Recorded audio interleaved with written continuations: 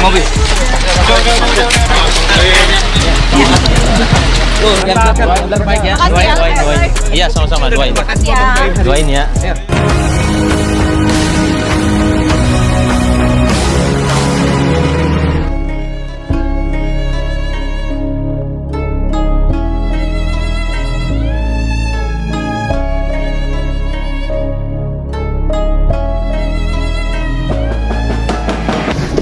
Tapi agak jaga jarak Iya, nggak jaga jarak sama Mas Baim. Gimana Kak Paula? Paula kemarin jemput anak di sekolah sama Baim gimana Paula? Bisa diceritain nggak? Paula sehat Kak Paula?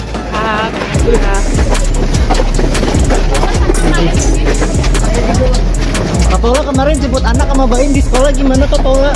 Bisa diceritain pengalamannya seperti apa? Gimana Kak Paula jelang persidangan pembuktian? Ngomong dulu sih. Biar nggak mundur Nanti sama pengacara aja.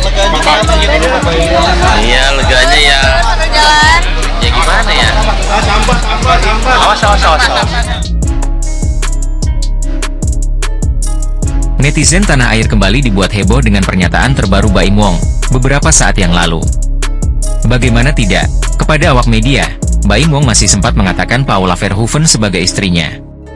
Tentu saja, pernyataan Baim Wong tersebut seketika langsung banjir komentar dari banyak warganet tanah air. Sebelumnya, sebagaimana yang diketahui, unggahan terbaru Paula Verhoeven di Instagram Story miliknya curi atensi. Hal ini karena model berusia 37 tahun tersebut tampak sedang berpamitan kepada anak-anaknya. Paula Verhoeven mengunggah video tengah berada di mobil bersama dua anaknya. Keanu Tiger Wong dan Kenzo El Drago Wong terlihat sedang tertidur di dekatnya. Wanita kelahiran tahun 1987 ini awalnya mengaku kangen berat dengan kedua buah hatinya. Untuk mengobati rasa kangennya itu, dia pun melihat video-video lama. Mama kangen sekali sama Keanu Kenzo. Lihat video-video lama kita udah sedikit mengobati rasa kangen mama, kata Paula Verhoeven di Instagram story pribadinya. Lalu Paula Verhoeven mengungkap akan berangkat kerja ke Belanda. Dia bilang seharusnya anak-anak ikut, tetapi ternyata belum bisa. Mama harus kerja dulu ya ke Belanda sayangnya mama. Harusnya anak-anak mama ikut, tapi kodarullah belum terjadi, lanjut Paula. Wanita yang sudah 6 tahun menikah dengan Baim Wong ini kemudian mengungkapkan harapannya agar kelak bisa jalan-jalan lagi bareng anak-anak. Dua Paula akan selalu bersama Keanu dan Kenzo. Insya Allah kita bisa jalan-jalan lagi ya sama mama, dan kumpul bertiga lagi. Semoga Allah tolong. Amin. Bismillah, ungkap Paula Verhoeven. Baik-baik ya sayang, doa mama selalu menyertai kalian berdua, tutup model asal Semarang ini. Selain itu, Deddy Corbuzier sampaikan dukungannya untuk Paula Verhoeven dalam menghadapi proses perceraiannya dengan Baim Wong. Tak hanya itu, Deddy Corbuzier juga memuji sikap bijaksana Paula Verhoeven, dan menegaskan dirinya ada di pihak Paula. Ia pun mengaku bingung saat Paula Verhoeven memilih hadir di acara podcast miliknya. Hal ini karena sebagaimana diketahui bersama, Deddy memiliki hubungan pertemanan yang cukup erat dengan Baim Wong. Meski demikian, Deddy secara lantang menyuarakan dukungannya untuk Paula Verhoeven. Ia juga menyemangati model papan atas tanah air tersebut untuk tidak patah semangat dalam menghadapi permasalahan rumah tangganya sembari mendoakan yang terbaik. Bingung gue kalau lihat lo, tapi yang terbaik lah ya, terus berjuang. I'm on your side, kata Deddy di acara podcastnya. Ucapan dukungan tersebut pun dibalas terima kasih oleh Paula Verhoeven. Lebih lanjut, Deddy juga mengungkap bahwa banyak ibu-ibu di Indonesia yang juga menyayangi Paula. Menurut Deddy, Paula pantas mendapatkan kasih sayang tersebut karena ibu dari dua anak itu merupakan sosok perempuan yang tangguh. Banyak ibu-ibu yang sayang sama dia loh. Banyak orang-orang yang sayang sama dia. Perempuan tangguh, tutur Deddy Corbuzier. Alasan Deddy Corbuzier menyebut Paula sebagai perempuan tangguh adalah karena model cantik tersebut memilih diam saat menghadapi fitnah hingga berbagai berita miring.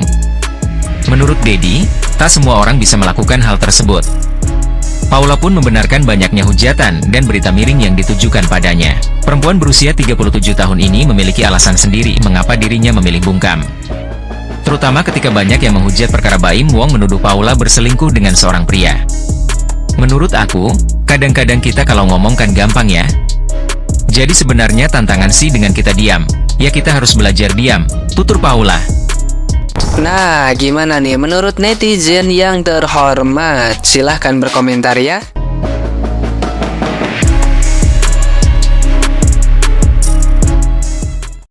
sudah pisah dengan NPD tapi masih sulit untuk benar-benar melupakan. Karena kalian masih mengenang kehidupan manis bersama NPD, kalian mengenang perjalanan bersama NPD yang indah-indah, kalian masih terkenang bagaimana cara dia memperlakukan kalian dengan manis, kalian masih mengenang kehidupan bersama NPD ketika kalian melakukan sesuatu yang manis, semua serba manis, tapi kalian tidak mengingat bagaimana dengan rendahnya dia memperlakukan kalian. Kalian tidak mengingat bagaimana dengan sangat hinanya dia memperlakukan kalian. Kalian hanya dijadikan sebagai pemuas nafsu, kalian hanya dijadikan sebagai tong sampah, kalian hanya dijadikan sebagai dermaga seperti stasiun, kapan dia singgah, kapan dia pergi terserah dia. Kalian tidak dihargai, kalian tidak mengingat itu. Kalian terpaku dengan perasaan ingin diperlakukan manis lagi seperti itu. Itulah hebatnya love bombing yang dilakukan oleh si NPD, meresap ke dalam otak dan tulang sumsum. Tapi kembali lagi kepada kalian, apakah kalian mau kembali ke dalam kehidupan NPD, hidup bersama bayang-bayang, angan-angan dan delusinya NPD, bersama cerita yang tidak nyata dengan NPD? Kan tentu saja tidak. Kenapa tidak memilih untuk mengingat rasa sakit itu sebagai batu loncatan, sebagai cambuk ke dalam diri kalian, agar kalian itu teguh, kukuh untuk lebih mencintai diri sendiri, untuk lebih menghargai diri sendiri dan tidak lagi menengok ke belakang. Karena aku selalu bilang kehidupan bersama NPD itu adalah kehidupan yang salah dan tidak layak untuk dikenang.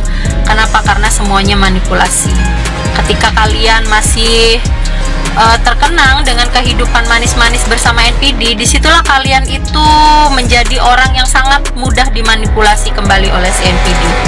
Ketika kalian pergi dari hidupnya NPD atau NPD melepaskan kalian, bukan berarti dia akan lepaskan kalian begitu saja, tidak. Dia akan mempermainkan mental kalian yang sebentar nanti tiba-tiba muncul, sebentar tiba-tiba hilang, hanya untuk mengecek keadaan hati kalian. Apakah kalian masih bisa dimanipulasi atau tidak? Jadi, semua keputusan kembali lagi kepada kalian. Maka aku bilang kalau setengah-setengah hatinya untuk beranjak, lebih baik jangan. Karena ketika kalian setengah-setengah terus lantas balik lagi, itu adalah kerugian besar dan kebodohan dalam hidup kalian. Tapi ketika sudah kalian yakin pergi saja, tidak usah ditengok apalagi dikenang-kenang. Kenanglah yang buruk-buruknya agar kalian itu menjadi sadar bahwa keputusan kalian bukanlah keputusan yang salah.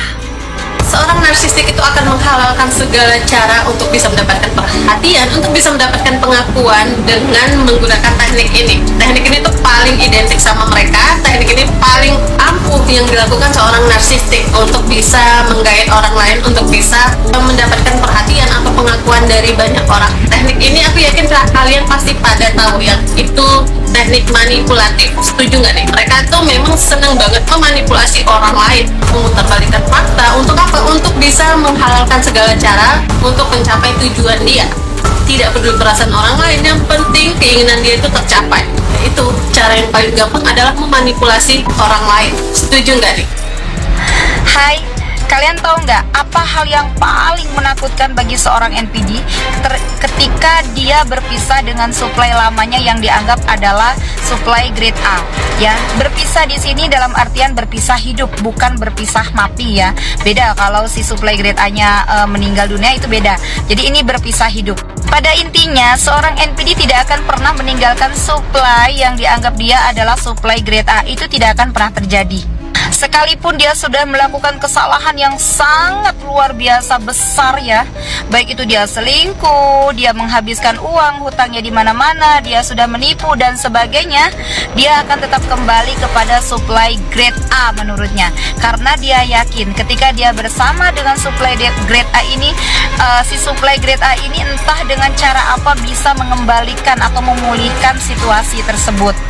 Nah, tapi sialnya dia ya, Mungkin selama ini dia sering melakukan hal itu, melakukan kesalahan, pergi lalu kembali lagi diterima, melakukan kesalahan lagi, pergi kembali lagi ya diterima, dan itu adalah supply bodoh tadi ya, supply grade A yang masih bodoh, belum teredukasi. Nah, sialnya dia ketika dia melakukan hal yang sama, dia melakukan kesalahan yang besar lalu dia pergi, karena dia udah tahu polanya seperti itu, nanti dia kembali pasti dia diterima dengan minta maaf dan berjanji. Tapi ternyata supply grade A-nya ini sudah sadar, sudah teredukasi ya, dia salah jalan gitu.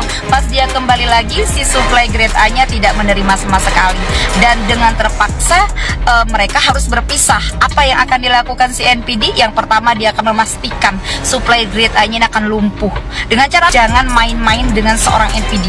Lalu apalagi yang dia takutkan? Dia takut ketika nanti dia sudah melakukan kesalahan dengan supply barunya, otomatis mungkin ya, dan biasanya itu terjadi ya, karena memang NPD itu tidak punya cinta. Jadi ketika semua kebusukannya ketahuan, ya Dian adalah korbannya seorang wanita yang ditinggalkan anak-anak, nggak cuma